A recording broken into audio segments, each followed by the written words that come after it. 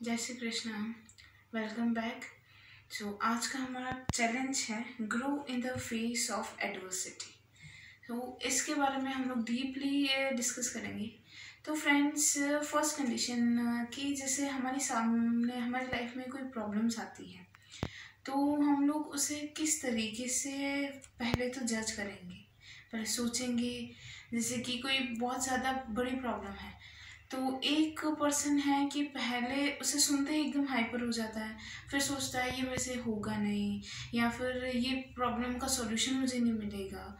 और दूसरी साइड एक पर्सन है, वो सेम प्रॉब्लम वो भी सुनता है, पहले वो उसे सोचेगा कि इस प्रॉब्लम का सॉल्यूशन क्या निकलेगा। और इफ सपोज कोई सॉल्यूशन नहीं मिल रहा है तो थोड़ा टाइम टेकिंग रहेगा कि मैं थोड़ी देर या थोड़े टाइम के बाद सोच के फिर इसके सॉल्यूशन निकालते हैं।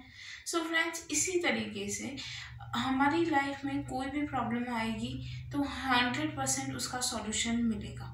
ये ज़रूरी नहीं है कि अभी प्रॉब्लम है तो अभी सॉल्यूशन मिलेगा, नहीं, कुछ टाइम बाद उसका सॉल्यूशन डिसाइड है। इफ़ गॉड हमें कोई प्रॉब्लम दे रहा है तो प्रॉब्लम के साथ साथ उसका सॉल्यूशन भी 100% हमारी लाइफ में वो किसी ना किसी मीडियम के थ्रू हमारे तक पहुंचाता है। तो यही प्रॉब्लम, जैसे कि एक नॉर्मल पर्सन है, जैसे कि कोई विलेज से बिलोंग कर रहा है, वो दो हम लोग एक एग्जांपल ले रहे हैं, दो पर्सन है विलेज से बिलोंग कर रहे हैं। एक पर्सन ये सोचता है कि हम लोग तो विलेज से बिलोंग कर रहे हैं तो हम लोगों से तो क्या काम होगा, हम लोग क्या करेंगे।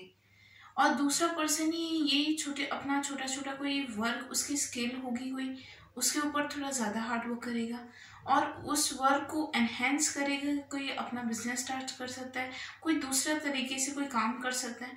सो ये ही सिचुएशन है या यही कंडीशन है कि कौन सा पर्सन किस कंडीशन को किस तरीके से टैकल करता है, किस तरीके से इसका सॉल्यूशन निकालता है। सो इसी टॉपिक के बारे में ये पूरी स्टोरी है। सो इस स्टोरी में जैसे कि एक लड़की है, उसका नाम है कल्पना सरोज। एक दलित फैमिली से बिलोंग करती है।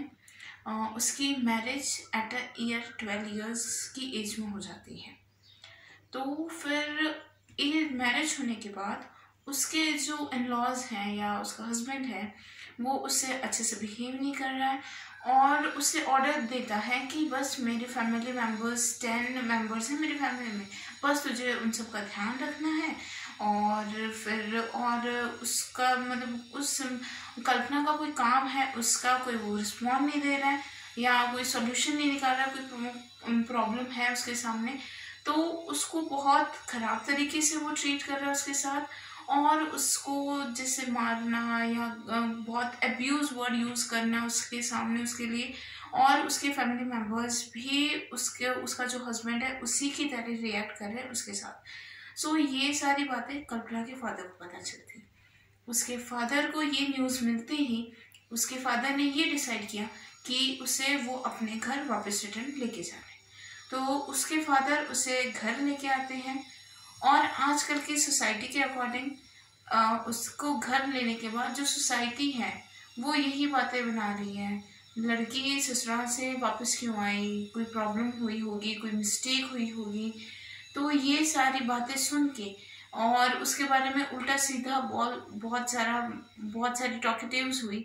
उसके बाद उसने एक सुसाइड क्राइम करने का ट्राई किया, उसमें वो सक्सेसफुल नहीं हुई। उसके बाद उसने थोड़ा टाइम लिया, उसके फादर ने उसे थोड़ा टाइम दिया। उसके फादर ने बोला कि तू दूसरों की वजह से अपनी लाइफ क्यों खराब कर रही है। उसके बाद थोड़े दिन बाद कल्पना को शिफ्ट किया जाता है मुंबई। उसके फादर ने बोला मुंबई जाके तू तेरा कोई छोटा मोटा काम स्टार्ट कर दे।